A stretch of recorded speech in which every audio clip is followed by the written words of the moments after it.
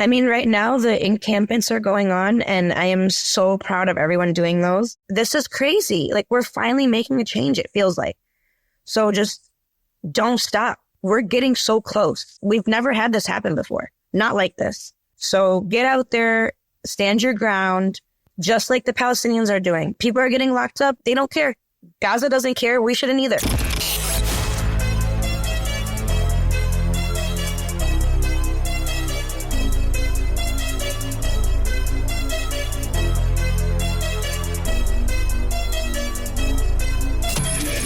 This is the Maverick Show, where you'll meet today's most interesting location-independent entrepreneurs and world travelers, and learn the strategies and tactics they use to succeed. And now, here's your host, Matt Bowles. Hey everybody, it's Matt Bowles. Welcome to the Maverick Show. I just want to start off by letting you know that I have recorded a free video training for you on stylish minimalist packing, which teaches you how to travel the world with carry-on luggage only without sacrificing fashion and style. Now, I have been a full-time digital nomad for over 10 years, and I go to beach locations and ski slopes and dressy nights out and local cultural events, and I never check a bag. And my carry-on includes a 3-piece suit, a professional podcasting studio, an espresso maker, a wine aerator,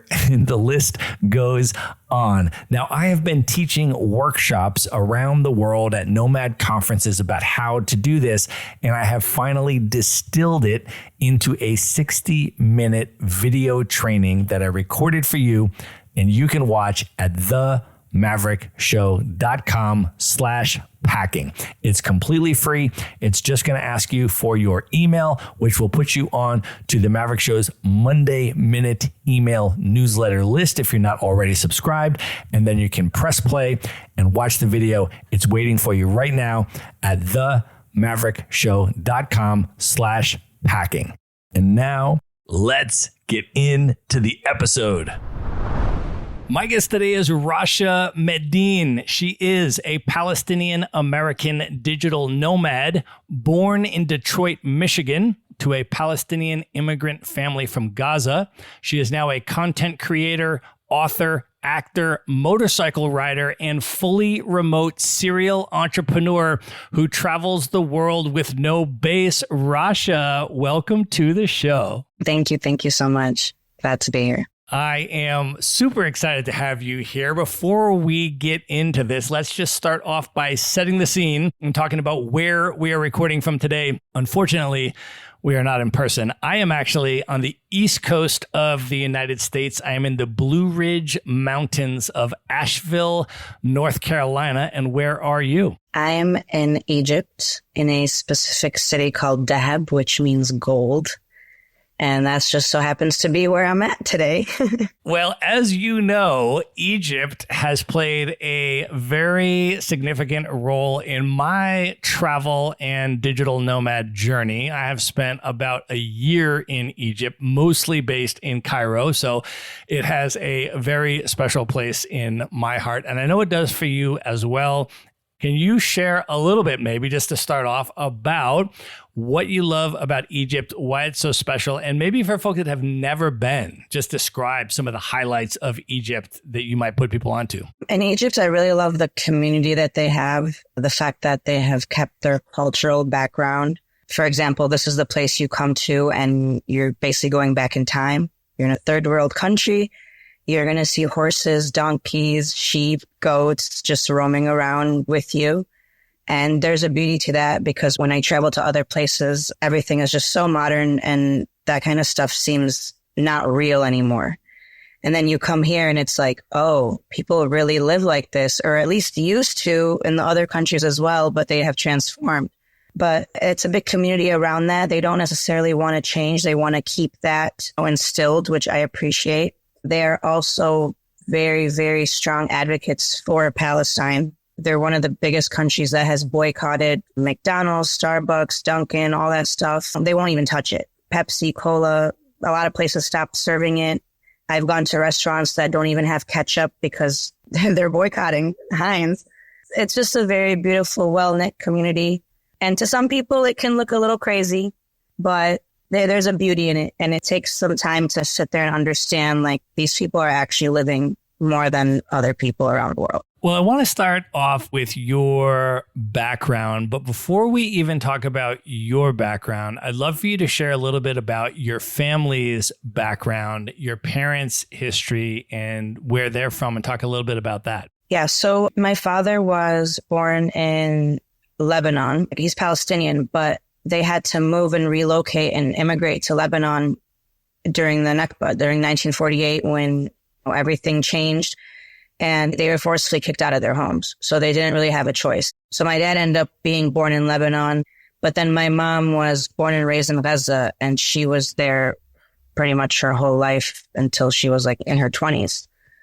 I mean, it plays a huge role in my life. Like growing up, all I heard on the news is like wars, and I didn't really understand it much. I'm just like, oh yeah, there's bombing. Okay. Like you guys talk about this every day. It seems to be part of your life. When I was younger, I didn't really understand it that well, but as I got older and the traveling and understanding how this country affected this country, it all started to piece together. I was able to understand my parents' life more. For honestly, like my dad being born in Lebanon, I just thought he was born in Lebanon. I didn't understand that, they had to relocate because of what happened. Yeah. And can you talk a little bit as well now about how you understand your parents' immigrant experience to the U.S., why they went to Detroit, and then share a little bit about your experience growing up there? My parents got the opportunity to come to America because of one of my uncles was here. I think he got a job here in like Michigan with the Ford and cars and stuff. Many Middle Eastern people did. So that became like a hub where people are bringing their families in. And we happened to be one of them. So my parents ended up coming to America in their early 30s. And I'm sure when you look back at it, it's crazy. Like you're coming from war and all this stuff and you don't know the language and you're going somewhere new. And the whole point was for their freedom. They didn't have freedom. My mom couldn't travel anywhere she wanted, how an American does. The only way you can get out of Gaza is, first of all, you got to have a ton of money. And then connections and stuff like that, which luckily they were able to do. But I always do think back at like, what if they didn't have that? If we didn't have money, then I would have probably been born in Gaza too. And I wouldn't have had the freedom, and I probably would have been in this war right now. I probably wouldn't even be here. I don't take my U.S. passport for granted. And that's how the whole traveling thing came about into this as well. And can you talk about growing up in a Palestinian immigrant home in the U.S. and the role of Palestinian identity, and including your trips back to Palestine as a kid and the impact that had on you? Being Palestinian in America is a tricky situation, especially depending on where you live. Growing up in Dearborn, around that area, it was okay. Other parts of America, it's kind of like a hush-hush. I might say I'm Lebanese in some places. I just don't want problems. But going back, luckily, I'm able to get in, and it's a mission to go to Gaza. They don't really want anyone to go in there. It's kind of like, I compare it to North Korea. They're occupied, and they don't want anyone to know what's going on, especially now with social media and what have you. So it's a very gated area, cameras everywhere. But the last time I was there, I was around 12 or 14, something like that. And there was literally like AKs pointed at me just for questioning. They're questioning, why are you guys going in? Who is in there? What's the point? How long are you staying? Where are you staying? Like they needed every single detail, probably also for the safety of us being American. But overall, they want to know who's in there, why you're in there. So it was very scary as a kid, to be honest, because I've traveled the world, and why when I come here, it's so difficult and scary. After they finally let us through, we had to walk through this huge 1 to 2 mile black tunnel in the dark. We don't even know if we're going the right way. Like it just walk straight. It's like, okay. And we were a little scared. What if there's, people with guns? We can't see anything. So we're like on defense mode, like what's happening here? And just going through that, it's a little bit traumatizing, but that's nothing compared to probably what my parents went through, living through that all the time. So that was just a little glimpse, and it's like, whoa, I couldn't imagine how they lived in this open air jail cell. And then as you were coming up, the September 11th attacks happened when you were very young. And so you were coming up as a kid in the post 9/11 American era in a largely Arab, largely Muslim immigrant community. Can you share a little bit about, in that context, what it was like growing up and how you were navigating your Palestinian identity and your American identity in an immigrant home, in an immigrant community? I actually remember when 9/11 happened, I was in first grade and it broke out in class and everyone was talking about it.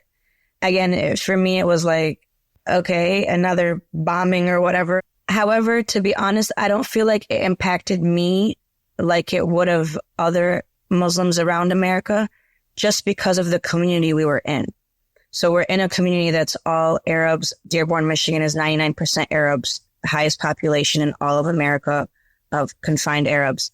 So we're the same. So there's nothing to hate on or be mad about. However, what I did appreciate was, because Dearborn and Detroit are so close to each other and there are Blacks and Arabs majority, the Black people didn't necessarily look bad at us because they already knew who we were and how we are, and we're very giving and welcoming, and we're being Arabs. Like, Arabs are Arabs. We love to give and we love to come drink tea with us, and that's how it is. Hookah, you want a hookah? And Black people love hookah. They took that from us, you know? They're like, oh yeah, our Arab hookah friends. So I appreciate that they didn't let something like that affect our relationship. Can you talk a little bit more about that? And I mean, just for people's context, you talked about Dearborn and how Arab it is. And then Detroit as a city is also one of the blackest cities in the United States. Can you talk a little bit about your connection with Black culture and hip hop culture growing up? I was born and raised in Detroit until I was in sixth grade before we moved to Dearborn. And I don't know, it's something that became instilled in me. I mean, I feel like how maybe the Black people feel like they have a little Arab vibe to them. I feel like I have this Black vibe to me, and they understood me, I feel like, more because me being Arab and American, and I was the only child for 8 years. So I was very confused coming up. Do I do this the Arabic way? Do I do this the American way? And I found myself a lot with the Black people because they just didn't care. They were just like, yeah, live, do whatever you want to do. And I felt myself more comfortable there. Whereas in turn with the Arabs, it was kind of more judgmental, just Arabs, again, being Arabs. So yeah, turned a lot to the Black folk. I do love to dance. I love hip hop. That was just me growing up. I like Channel 955 for the people in Detroit. Like, they know that was my channel growing up, and they didn't play anything but hip hop. So I really loved it. And the dance community, and being Middle Eastern, dancing isn't really too fond of. It's looked at in a dirty way. So I found myself just more with the Black people, and they loved me too. So it worked out. Another thing that I want to ask you about is that you currently own a Ducati, and you have been riding motorcycles for over a decade. Can you talk about how that started, why you gravitated towards that initially, and what it means to you now, why it's become such a passion? I'm an adrenaline junkie. Let's start there. I like to do anything that's crazy. I've always loved roller coasters. I'm the first one. I'm like, let's jump out of the plane. Anything crazy, like, you could pretty much sign me up. So me sitting on the back of a motorcycle, I enjoyed it. However, I didn't like that someone else was in control. Like, if something did happen to me, I would want it to happen on my own terms, not just because they decided to do a wheelie and I wasn't holding on and then I fell and now I'm hurt. So what happened was I wanted to learn and get my own for a couple of reasons. Like I said, one, I thought it was cool. To be on a motorcycle is cool. And as a female, I love to break boundaries. So I'm like, yep, this is going to make them go crazy. I'm going to do it. But I couldn't find anyone to teach me to ride because no one wanted me to practice on their bike and potentially ruin it. So I actually just went out. I'm a rebel, guys. So I went out and bought a Ninja 250 off the lot without knowing how to ride. I had them deliver it to my house. And I'm just like, wow, that's a pretty bike. I don't know what to do with it. So I went on YouTube and found out how to get into first gear. And I remember driving to Walmart one day. I told my mom to follow me just to make sure I was okay. And I was in first gear the whole way. And I remember people like shouting at me, like, switch gears, switch gears. I'm like, I don't know how. Let's be thankful that I know how to move this thing at this point. But slowly but surely, like, people would give me pointers, YouTube videos here and there. And I pretty much was self-taught. I fell a lot. But every time I fell, I was like, well, now I know not to make that mistake again. Now I know what happens with that. And then I ended up getting a Ninja 750. Got in a couple accidents with that because that's a lot faster. But again, I learned from them. And then finally, when I felt comfortable, I went out. When I was living in California, I went and bought the Ducati. It was the best decision ever. I felt so comfortable on there. Since I was, I practiced, I worked my way up. So it was awesome. Well, I want to ask you about LA. I lived in LA for about 7 years. It was actually the last base that I had before I became a full-time digital nomad and started traveling the world. One of the TikTok videos of yours that I saw was at a motorcycle rally for Palestine in LA. It was like this unbelievable TikTok. Can you explain that context, what was going on and what that was like? Yeah. So this is, again, I love to be unique and I love to stand out, and the motorcycle usually does it. So actually, that wasn't necessarily a rally for bikes. We made it a rally for bikes. Everyone was walking. It was a regular protest. And then I was like, I think it would be so cool to have my bike here. And I wasn't the only one. Once I brought out my bike, that's when the commotion started. Oh, well, let's get our bikes and let's get our bikes. And then it became this whole thing. And now we're just like revving. I went and bought the Palestine stickers and put them all over my bike. And it was like a whole thing. And especially, again, me being from Gaza and having that support, it's just lovely. I love that I was able to combine two things that mean a lot to me and put it out there, and people respected it. So yeah, that was amazing. And I'm hoping when I go back to LA, we can do something again like that. Well, I also know that you have incorporated your motorcycle riding into your travels. And I have seen some incredible videos of you riding all over the world, from Qatar to a whole number of other countries. You just were riding in Egypt recently when we were chatting the other night. So can you share a little bit about how you incorporate your motorcycle riding as you travel around the world and why that's important to you? So I actually travel with my helmet that has the ponytail on it. First of all, I wear a size extra small helmet, which is crazy. Like it's so hard to find that size. So I already know that if I ever did want to ride outside of America, I would have a hard time with the helmet. So I'm just like, let me keep my helmet. It's my signature look. So I travel with that. And then it's crazy, but I just ask people, like I see them on their bike and I'm like, hey, I ride. Can I ride your bike? Like I'm not from here. I think it would be cool to do a video. And 9 times out of 10, they tell me yeah, which is kind of crazy to me because I would say no. If it was me, I would not allow you to ride my bike. In Qatar, this guy had a BMW 1000 and he literally just let me ride it at a blink of an eye. I'm like, what? But I find it fun because it shows how the people are. People around the world are not maybe as stingy as we might think, or, people are cool. And it's beautiful to see how I can just make it happen. I think that's kind of the funnest part to me. Oh, look, they let me ride their bike and they let me ride their bike and they let me ride their bike. So yeah, it's that thrill to just be like, I took this person's bike and I rode in Qatar and I rode in Turkey and I rode in Egypt. And then even when they tell me I wouldn't let anyone else ride this bike, I'm like, well, I don't know what it is, but I'll take it. Well, I also want to ask you about your entrepreneurial journey and how you got to this place where you are traveling around the world and living your best life.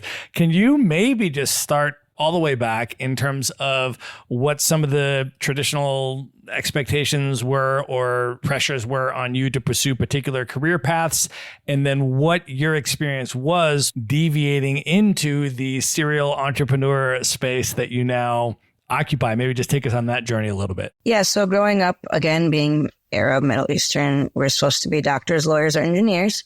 And I wasn't going to be a doctor, didn't really care to learn the law. Engineering seemed to be the most me. I did like to take things apart and put them back together. So I was like, okay, I'll be an engineer, I guess. even though I wanted to be a dancer. Like, let's be a dancer, actress. Like, that was always my thing, but it seemed like it wasn't going to work. So I went and I got an electrical engineering degree and I got a business management degree. And then I got a job doing engineering, soldering. I really do love soldering. It's really fun to me. The thing that clicked for me was one day I was sitting there at work. I was probably the youngest. I think I was like 19 or 20 at engineering. Crazy. And all I could think of was, how can I move up? I know my job really well. I'm really good at this. What's the next step? Where can I go from here? And that's when I realized the company I worked for was a family-owned business. They had a son that was a little bit older than me. He's always going to just take the spot that I would ever want to take. Like, how high up am I going to go here? I'm not going to become the CEO. Maybe under the CEO, I'm going to have a cap on how much I can physically make because I'm always going to be under someone. And that's when I kind of like clicked to me. I don't think this makes sense. I work so hard and I'm just going to always be under someone, no matter where I go, unless it's my own thing. So that's when it's like, okay, I need to work really hard to be able to get to the point where I can have my own thing. In that, I would take any job that I could. I'd work 3 jobs and go to school. I didn't mind because I just had a bigger picture. I had a bigger goal in my head. People would be like, come out. I'm like, I don't want to go out. Like, I have this goal. And if I spend my money going out, it's going to mess up what I'm looking to do. Over time, I got experience doing so many different things. Like, I couldn't even go through the list. I tried to write down a list of jobs I had. It's insane. Because I would literally have 3 jobs at a time. And if I quit one, I would put another one in. Where I worked at like a coffee shop, a shoe store, McDonald's. Whoever wanted to give me money, I will learn the task. Let's go. But I did have a goal to always be making more than I used to. That was always something I'm like, I'm not going to go back to 7 an hour. I'm now making 10. That's my minimum. Whatever it takes, I'm not going backwards. And then with time, I found myself at T-Mobile, which I always had T-Mobile and I loved T-Mobile. I loved the phones and stuff, right? And I found myself working there and I really, really enjoyed it. I understood it so well and loved the company. I would buy like pink Converse to match my outfit. It was crazy. I was about to paint my bike. At the time I did have a bike. So I was like, let me paint it pink and white and look like that. You remember that T-Mobile biker girl? Yes. I'm her. She is me. We are one. That was like a thing. But what happened was I actually became the #1 sales in America for a long time. I used social media a lot to promote. There's this going on. There's this. You guys want to come see me? I was a different kind of T-Mobile employee because I read all the promotion details. And then I would be like, well, if that means that, then like they could technically do that and add a line and get this for free. I was obsessed with the loopholes and how to give the most to the customer. And people, I think, really realize that. And it's like, yeah, Rasha's the T-Mobile girl. Like, I literally had that name. Oh, you want a phone? Rasha, go to Rasha. And I had people drive over an hour to come to me because they knew I wasn't going to play them. So after time, I was like, well, I'm so good at my job. I come on time. I do overtime, whatever's asked of me. And honestly, that was the first time in my life where I felt comfortable with money because I was making commission. And obviously my commissions were good being the top sales. And that gave me freedom to travel. And that was when I kind of understood, like, see, the money's giving you the freedom. You're able to go and do whatever you want with this now. So again, with time, I wanted to become a manager. Mind you, at this point, I'm like 21, 22. Everyone's like, there's no way this girl's too young to be a manager. But I had all the skills. No matter, I tried. I went to different T-Mobile stores. I worked at different ones. Franchise, not franchise, corporate. Nobody was willing to give me this manager position. So I was just fed up. I'm trying so hard and it's just because of my age. That's discrimination in itself. So I ended up finding my way to New York. Someone in New York said, I can get you into a manager position here. I was like, okay, well, I'll go to New York. I don't really care where I am. I just want to be respected and do what I love. I'll flourish when someone gives me the opportunity. So I went there and honestly, within 1 month, they saw it and they gave me my own store. And they're like, you can run the store however you want. We trust you. And mind you, I didn't really know how to, but I was like, I'm going to take this on just like I do anything else. And I'm going to figure it out. And it was great. And then one day someone came and told us our permits weren't paid, which had nothing to do with me. So we had to close down the store and all my employees that I hired had to go somewhere else, which kind of sucked because I felt like their mother. I tried to find them jobs at other T-Mobile stores. It kind of sucked. It was like my dream came true and then it just went out of nowhere for something that wasn't my fault. And then I was like, great, now what? But the thing that I did appreciate was now I am a manager. I have the title. So now it's like I can easily go anywhere and be a manager. So I went on LinkedIn and I found this guy that was a top manager at T-Mobile at a franchise. And I messaged him and I was like, hey, I'm a manager here in New York and 1, 2, 3 happened. And I'm just trying to go somewhere where I could just be a manager, like having a hard time here. So he reached out and we spoke and he told me I have opportunities in Houston, but since you don't care where you're going, I do have other states if you're interested. And I was like, sure, let's hear them. And he listed off a bunch of states and I was like, no. Until he said California. And when he said California, I was like, stop right there. I'll do California. And he was like, well, it's up in San Francisco. It's an hour away. I was like, I don't care. Get me to California. That sounds great. That was always a dream of mine in a way. I thought, oh, I'll go live there when I'm married and I'm rich. I'll go live in Beverly Hills. I'd never even been there before, but that's where the rich and famous are. So obviously that's where I'd want to be. So when he said that, I was like, oh yeah, done deal. Within 3 days, I was driving cross country. Yeah, I was just like, let's do this. And that's kind of how I got to California. Well, you did eventually make your way down to Los Angeles. And I'm curious, just sort of drawing on what you talked about in terms of your early passion for music and dancing and acting and the arts and how that eventually came to fruition in LA. You got an acting degree at UCLA. You found yourself managing a Nigerian music artist and you really kind of got into that scene. Can you share a little bit about your LA experience and how that unfolded? Yeah, so I worked my way down to LA. I went there a couple times and then I realized LA is not a place where you work. LA is a place where you need to have your own. That's just the vibe there. So I had to figure it out. And the first thing I did, which a lot of people might want to do if they're in the position and can, is I went on Craigslist on the free section and I would find free stuff and basically take the pictures and repost them with a price point. And if something would sell or ready to sell, I'd go pick it up for free and then just go deliver it. So that was technically my first business to start. That was in LA. I was just finding different kinds of opportunities. Honestly, my acting was involved in that, by the way. My acting was involved in the selling because when I'd go pick something up, I'd be like, oh yeah, I just moved to LA and thank you, you're giving me this for free and it's really going to help me out.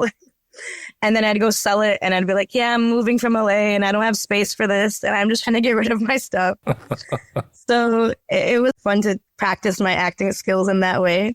But yeah, so then I found my way into, like, I worked with other entrepreneurs and just trying different things. And it just opened my mind to, okay, this is how you need to have a business. You need to have a website. You need to have branding. You need to have social media. The email, the email is not just my name at Gmail. It needs to be info@rashamadeen.com. That was all learning, from the people around me. And I'm a fast learner. So I'm like, oh, okay, I can make a website now. All right. So now I can just be a website developer, or I can do this, or I can just be a branding person. Like my mind just goes off the walls with opportunities I can possibly do with something. That's part of why I was like, well, I like music. In LA, I did find myself a lot in different kinds of music field. For example, like right now, I'm wearing a shirt from the Kanye's listening party, which is just his friends and family were able to go to that. And somehow I find myself there. It just made sense. I was thinking, how can I monetize the fact that I'm able to go to these places and meet with these people and network with French Montana's manager, for example? I have this connection, but what can I do with it? So I don't sing and rap and stuff, unfortunately, because if I did, that would have been a different story. But I do know rappers and singers, and I do know producers, the people in studios and stuff, like music engineers. I'm the missing link. Let me put them together. So I was like, I think if I was an artist manager, I think that would work well in my favor. Being a female in a male-dominated industry, understanding business, and just being around it. And I had respect from them and they were willing to hear me out. Like, okay, you think this guy sounds good? All right, let's hear him. So I just connected that dot. And I think that was, again, another thing that opened my mind of like what I was able to do. And then one day I did come across, I honestly don't remember how this came up, but UCLA acting program. And I was like, I always wanted to be an actress. Like, do I really still have it in me after all these years? I'm just going to go ahead and apply. And they literally said, we're only going to take 16 people from around the world. Well, I mean, if they take me, that in itself says a lot. So sure enough, I applied and filled out the paperwork, did the video, and I got the email saying that I was accepted. To me, I'm an actress just because of that. I don't care if I ever film anything, if I ever do anything in my life. I am an actress because UCLA picked me. Okay. Do you understand? So I actually just graduated from that last year. I might be dabbling into that world a little bit more, especially traveling, and I'm finding people that are interested in that stuff. Let's talk about your path to location independence, because I know that when you were in LA, you had all sorts of business ventures going on. You had a brick and mortar store. You were doing in-person swim lesson business. You had all sorts of different stuff that was going on that was very geographically restrictive, that required your physical presence there. And I'm curious how the desire to create a location independent path so that you could be fully remote and travel the world, how did that come about? And then how did you ultimately achieve that? Again, like I said, I dabbled in everything. I tried everything, and I saw myself making good money. So for me, I felt like I succeeded. I ran businesses. I had the workflow going. Everything was automated. I did everything by myself, you know, but the issue became just that. Like you said, I had to be stuck in this one place. I'm the one that has to teach the swimming. I'm the one with the talent of that. So if I'm not there, I can't really rely on someone else to also be there. So I always knew that. And when I had the brick and mortar, it was cool because I was there. If someone didn't come to work, that's fine. I'll go in there. But now if I'm swimming or something, which is, I kind of would balance that. I was teaching swimming, and then I had the brick and mortar, which was, I would sell exotic snacks from around the world. So it did have to do with travel. And I was like, I want to find a way to do this in the travel world. I want to be able to actually figure out this Instagram stuff and this influencer stuff that I feel I do naturally. Because when I would travel, it's always, where'd you find this place? Or, you know, I realized people did enjoy my travel stuff. And I told you guys earlier, I always want to make more money, or at least challenge myself in a different way. So for me, the businesses in America, I'm like, that's easy. I can do business in America. I can make money in America. I can always go back to America and make money if I want to. But now I want to figure out how to make money while I travel. The same amount of money. So we're not there yet. I'm not making the same amount of money yet, but hopefully slowly but surely I can get there. Well, let's talk a little bit about what you are doing. Can you share a little bit about the Roaming with Rasha brand, what you are up to, and what the vision is for what you're building? Yeah, so Roam with Rasha, kind of my idea with it is you're roaming with me, and I want my fans or followers to be the roamers. You guys are the roamers, and you're roaming with me. I'm working on a community to allow people that are actually interested in travel. I want to provide all the tips and tricks that I have, because there's many, which I think would be very beneficial to people who are just starting out. I'm a solo female traveler, which is crazy. Being Middle Eastern, we don't do anything alone, let alone travel. So people are very like, how do you do it? And that's what I want to share. Okay, I use this website, or, oh, look, this came up. And I want to share it with the people who are genuinely interested in it. Because I can share stuff on Instagram and it's like, oh, okay, like nobody cares. So I want the ones that specifically are interested to help them out, to give them what they need. I want to be a source of, if you are traveling on your own, you can reach out to me. Hey, Rasha, do you think this would be okay if I did this? Or is this area maybe not safe? Whatever the question may be, I just want to be that person that's like, yeah, 1, 2, 3, 4. Well, as you know, I am a big fan of your content for many reasons, one of which I just mentioned to you the other day, which is that you drop so much amazing and eclectic music tracks behind your videos. So it'll be Arabic music, then it'll be hip hop music, then it'll be Afro beats. And as I was going down, I was like, okay. And then you'll drop a French language Afro beat song. And I'm like, I texted you. I was like, how do you know this song? So you were just hitting all of the chords that went straight to my heart with a lot of your content. But it's really good video.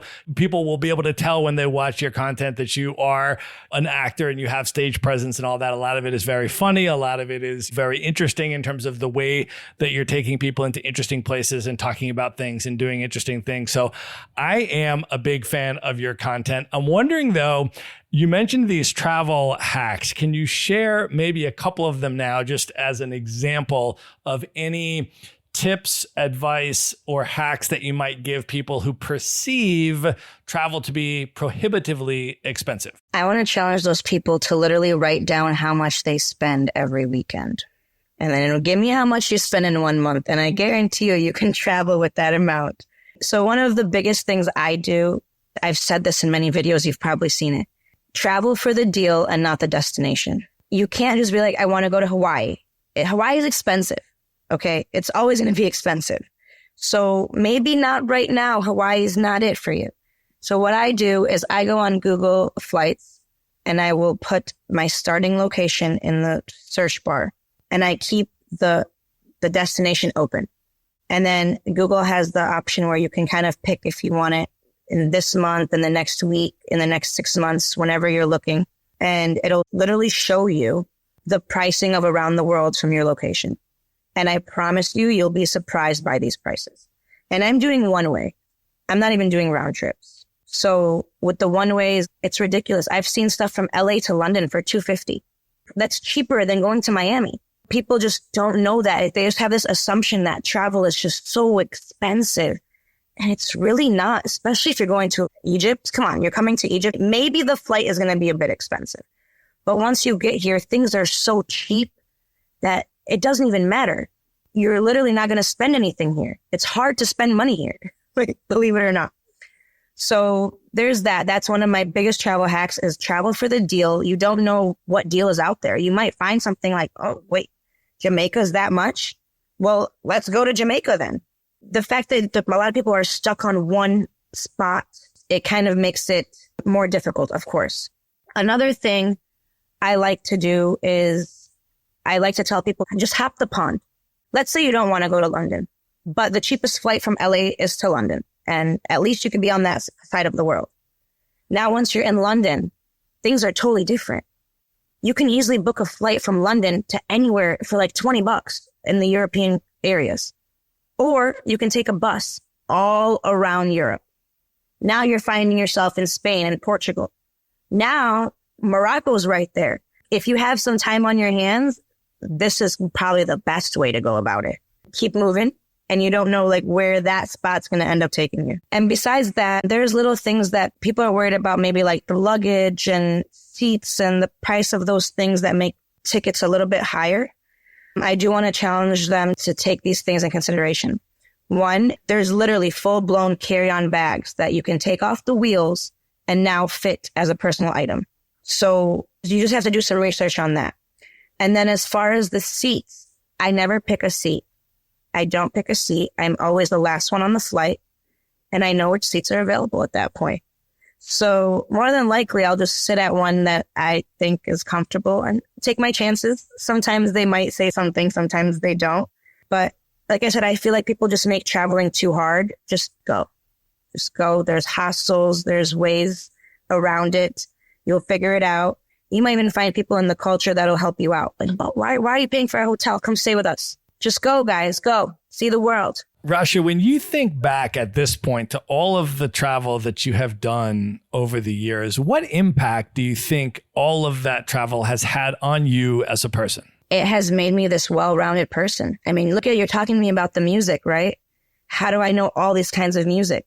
Well, I'm traveling. I'm seeing, you go here. I'm hearing music in this specific city that I haven't heard of in the rest of the Arabic world. Just because I came here, my mind is now exposed to other things. And the more you travel, I just feel like the more you become empathetic, you can understand people better, right? You can understand why they do certain things. It just opens your mind. Like now when I go back to America, I'll give you a great example. In America, when I wear heels, okay, of course I get tired of wearing heels. I'm the type that will just take off my heels and walk barefoot because I'd rather be comfortable than be in pain. And people are like, ew, you're going to walk barefoot on the floor. That's so nasty, whatever. And then you come to Egypt and there's nobody even wearing shoes and they're walking around and they're just fine and there's nothing wrong with them and their feet are dirty. That's fine. It's normal. It allows me to look at life differently because I'm not confined by what it's supposed to be. It can be anything. The world is the way you make it. And the more you see, the more you understand that. Well, I know that one of the things that you've been doing in Egypt since you've been there is spending time with your family members and relatives. And I want to give you an opportunity to share a little bit about your family's experience, including your family in Gaza since the genocide began. Yeah, so luckily, a good amount of my family was able to get out. So I do still have family right now in Gaza. A good amount were able to come out. And it's just, I don't know how to explain this to you guys. You're so thankful that they're still here. And it's so lucky. And then you look and it's like, well, there's still all these other people in there that we can't really do anything about. And that's what kind of sucks. Just like hearing my cousin's experience, she's like, the first thing we wanted to do was go buy meat. We haven't had meat in so long. And they came in Ramadan. I can't imagine doing Ramadan being in a war. You already don't have food. You don't have anything. And then on top of it, you're fasting. Power to them, man. Like they're a different breed, honestly. Them coming here, they're literally sitting there and they're like, you can see it. You can see it in their face and their body. They're traumatized that they're in a quiet place. What is this? There's no bombs every 5 minutes. This is not just from October. Like I told you, since I was younger, like they're used to having bombs go off all the time. So when you come to a quiet place, you're like, is this real or is this just like fake? And at any moment now, we're probably going to get bombed again. I don't think that's ever going to leave them. You know, I don't see that. It's been 6-7 months that they've been in there with that. How do you erase that? You know, they would tell me stories. I'm like, we saw this and that. And I literally had to tell them to stop. Like, can you stop? You guys are out. Let's just be grateful that you're out. Because I already know how bad it is. Well, I don't really physically know, but I've seen videos and I can only imagine. And I'm glad you guys are here. Let's try to move past this as much as we can. It's difficult as that's going to be. And have you been able to communicate with the relatives that are still in Gaza now? And if so, do you want to share what they're saying and what they're experiencing? I do. I have one of my cousins. I told him to send me his location just so if anything did happen to him, at least we have his last location. But it's exactly what you guys see. I mean, they're like, if you can help us in any way, like if you know anyone, if you know a lawyer, we're willing to pay whatever it takes to get out of here. And that's one side. That's my cousins that are my age. Then you have my aunts and uncles that are like, we're not leaving. You can't pay us to leave. This is our land. We're born and raised here. They're going to have to kill us on our land. And it really sucks because that's my aunt and uncle and my cousin that I'm close with. She's not in there.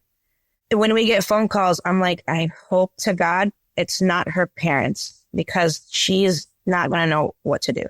Because it sucks because like you want your parents to get out and they don't want to. They're holding strong and you can't be mad at them either for that. You think about it and it's like, I just don't want her to have to go through that, but there's nothing we can do. For people that are listening and would like to stand in solidarity with the Palestinians and would like to do what they can do to try to contribute to help to stop the genocide, what would you like to ask people to do? I mean, right now the encampments are going on and I am so proud of everyone doing those. I think something like that is really going to be what makes a difference. And that, along with just continuously sharing, don't let it die. That's what they want. They literally have told me, just keep sharing it. We don't want to be forgotten. They also don't want it to go down in history the wrong way, which is, it's very likely, you know, America's going to try to cover it up and make it look like it was another way than it was. So the more you share, the more you get out there. Like if you guys can go to the encampments, there's going to be Palestinians there. Try to find them, speak to them, hear from them, understand the story a little bit better. And just being in those areas, being in those encampments, those marches. I mean, look at how long we've been doing marches for, since October, and they're still doing them. I'm impressed. I'm so impressed. I really thought by now, it is what it is. I'm not even going to lie to you. This is crazy. Like, we're finally making a change, it feels like. So just don't stop. We're getting so close. We've never had this happen before. Not like this. So get out there, stand your ground, just like the Palestinians are doing. People are getting locked up. They don't care. Gaza doesn't care. We shouldn't either. What they're doing is wrong. And especially being an American, like, they don't understand how much it affects them. This is your tax money. This is your hard-earned money. You're not getting free health care. You're not getting anything, no free education. But guess what? Israel has that. As an American, you would be better off living in Israel. You would have better benefits from your own tax money than you do in America. I don't think people realize that. So why is our money not being put in our country, but instead being given to this other country that's killing people? Make that make sense. And it's your hard-earned money, so fight for it. That's all I can say. We will link up some resources in the show notes for folks that want to support some of the student encampments that are happening not only around the US, but now happening around the world in Australia and France and Italy and all sorts of other places. They are proliferating. And so we will put a link to some ways that you can do that, as well as some other resources for ways that you can support Palestine. We're going to put that in the show notes. Just go to themaverickshow.com and go to the show notes for this episode. We're also going to link up everything we've discussed in this episode. And Rasha, I also want to let you talk a little bit about some of the ways that people can come into your world, ways that they can contact you. Before we wrap this up and move into the lightning round, if you also want to talk about your book and how people can buy that and what they can expect from it, and just share a little bit about what you've got going on and how people can find more of you. Yeah, so if any of this was interesting to you guys, then you might really be interested in my book. I share more in depth about my life and how I got to where I am, just the struggles I went through, and I speak to you as if you're my friend. So it's very easy to read. It is on Amazon. It's called What's Wrong, Habibti. But yeah, so to find me, I'm on Instagram mainly. That's kind of my main hub. So it's Rome, ROAM. We're roaming. We're not in Rome. So Rome.with.Rasha, RASHA. Awesome. All right. Rasha, at this point, are you ready to move in to the lightning round? Yes, I'm ready. Let's do it. The lightning round. Okay, Rasha, if you could have dinner with any one person who is currently alive today that you've never met, just you and that person for an evening of dinner and conversation, who would you choose? Angelina Jolie. I would choose her because I feel like we have a lot of things in common. Obviously, from the acting to the way she acts, right? She's riding bikes, she's shooting guns, she's being undercover, all that fun stuff that once I do become on screen, that is my go-to. That is who I would like to be like, the next Angelina Jolie, the Arab version. On top of that, she is very into the community. She gives back a lot and she helps a lot, which is kind of the point, right? You have a voice. I feel like she uses it in a very amazing way. And that's my goal as well. Her adopting children. I want to adopt kids from Gaza. But why not? Give them a better life. I have an American citizenship, make them American. I'd literally be changing their life. So I just feel like we have those things in common, and I would literally just like to talk to her and see what she would tell me, see what advice she'd give me. Obviously, she's older than me, so I would like to hear from her. So where are you at, Angelina? All right, Rasha, knowing everything that you know now, if you could go back in time and give one piece of advice to your 18-year-old self, what would you say to 18-year-old Rasha? I would tell her, don't give up because you're going to get everything that you want. It's just going to be very hard. All right.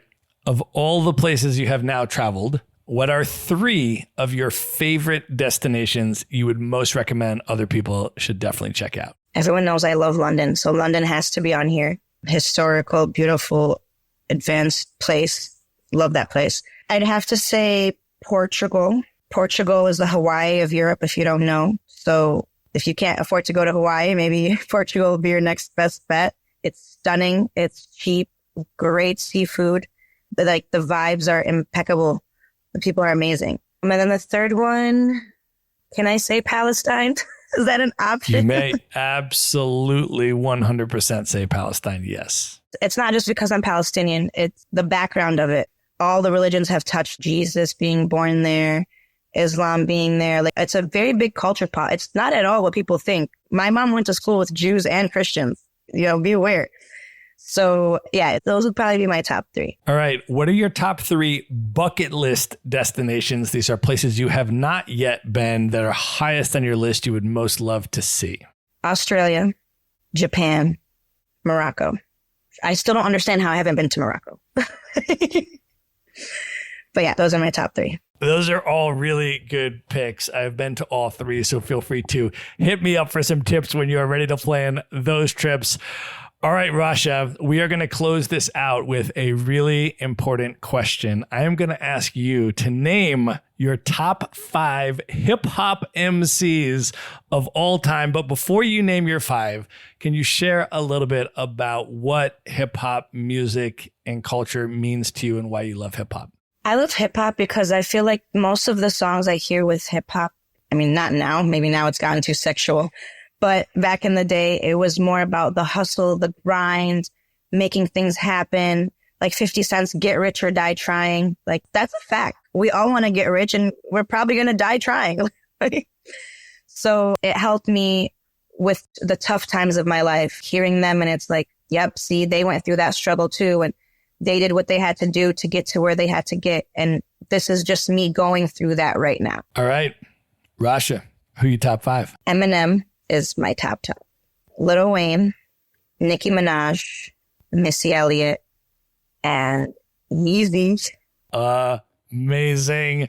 All right, Rasha, I want you to let folks know one more time how they can find you, follow you on social media, come into your world. We are going to link everything you say up in the show notes as well. So tell folks how they can find you. My Instagram is Roam with Rasha, ROAM.with.RASHA.